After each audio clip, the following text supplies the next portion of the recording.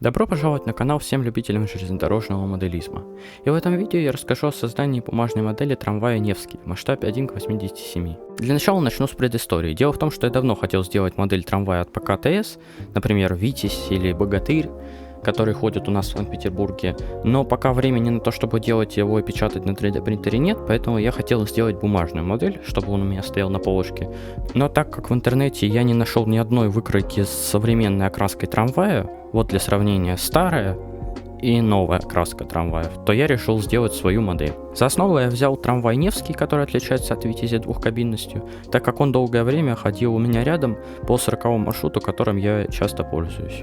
Также стоит отметить, что это вообще первый раз, когда я создаю выкройки бумажных моделей трамваев, до этого я никогда их не делал. Поэтому я думаю, что видео получится интересным, и поехали к первой части. За основу я взял выкройку трамвая Витязь М с сайта «Бумажный троллейбус». Она мне нужна для соблюдения всех пропорций габаритов трамвая, а также для использования фототекстур окон. При этом для своей модели я не буду использовать фототекстуры, а буду ее рисовать. Но рисовать так, чтобы она была максимально приближена по качеству к фототекстурам, но при этом была лишена их недостатков в виде бликов, отражений и других маленьких вещей, которые встречаются в фототекстурах. Я старался уделять большое внимание маленьким деталям, которые есть на корпусе трамвая. Вот сейчас вы, например, можете видеть, как я делаю крышку тележки, и на ней я воспроизвел все маленькие детали, которые я увидел по фотографии.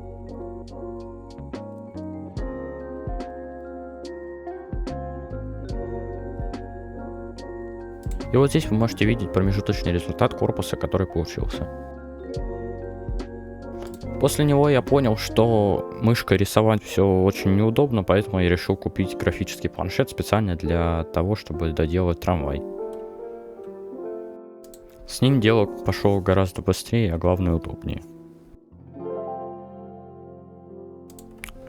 Далее я сделал двери.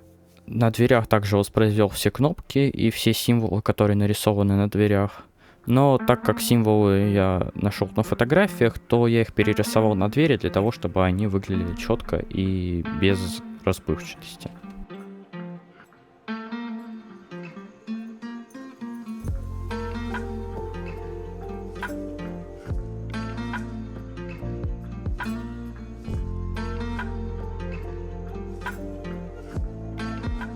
Далее я сделал маршрутную табличку трамвая. Но так как у меня не было таблички именно с временной трассы, пришлось взять обычную от Тихорецкого проспекта до улицы Кораблестроителей. Далее я принялся за создание маски, как по мне, одного из самых тяжелых элементов создания бумажной модели. Но в итоге я взял несколько элементов с фотографий, также перерисовал многое, поэтому маска получилась детализированной и достаточно красивой. Также я сделал и боковую часть с фарами. Фары я также взял с фотографий, и сейчас вы наблюдаете два таймлапса с созданием маски.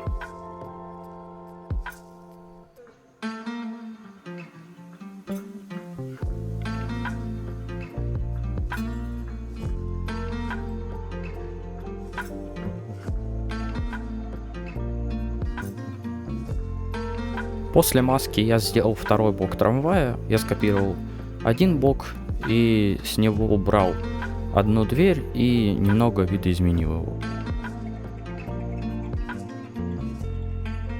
Затем я скопировал крышу с модели трамвая Витязь и немного ее изменил, добавив вместо белых квадратов, на которые приклеивается крышевое оборудование, сделал их серыми. Во-первых, для красоты, во-вторых, для того, чтобы в случае, если чуть-чуть будет криво, не было видно белой подложки. Далее, для того, чтобы не растягивать ролик, я просто перечислю то, что я изменил в изначальной модели. Во-первых, я изменил многое крышевое оборудование, немного его дорисовав. Также я изменил дно трамвая, добавил модель и также логотип моего канала. Также я изменил основание пантографа и практически нарисовал новое основание, ориентируясь на чертежи. И в конце я решил главную проблему с отсутствием фотографии электронного маршрута-указателя трамвая. Я нашел шрифт, в котором печатается этот маршрут-указатель, и сделал его сам. используя те остановки и конечную точку, в которую следует трамвай. Я выбрал как конечную точку проспект Добролюбова и также написал его на МУ впереди трамвая. После этого оставалось лишь расположить все детали на листе, и наконец-то первая распечатка готова. Переходим ко второй части видео и сборке трамвая. Для начала я вырезаю одну из боковых частей трамвая. Затем склеиваю и подкрашиваю боковину там, где проступают белые части бумаги.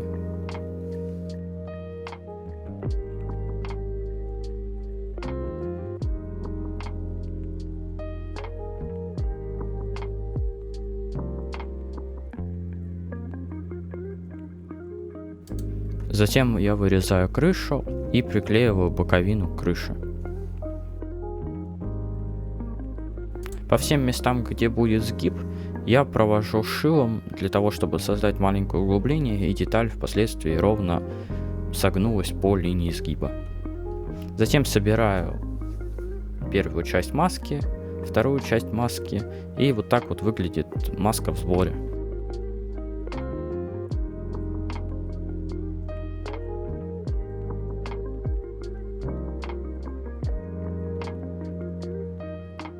Затем вставляю распорки для жесткости конструкции.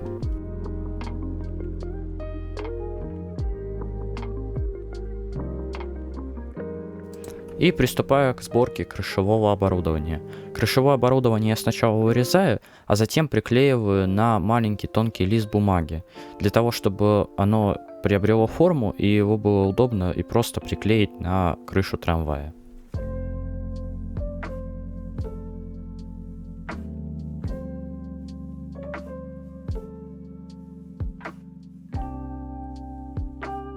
Далее приклеиваем крышевое, и первая головная секция трамвая готова. Я сделал различие между головной и хвостовой секцией, тем, что в хвостовой нету водителя, я его убрал с выкройки, и убрал там белые огни, заменил их на красные. Отдыхаем после долгого процесса сборки крышевого оборудования, моего самого нелюбимого процесса сборки бумажных трамваев, и приступаем наконец-то к сборке средней секции.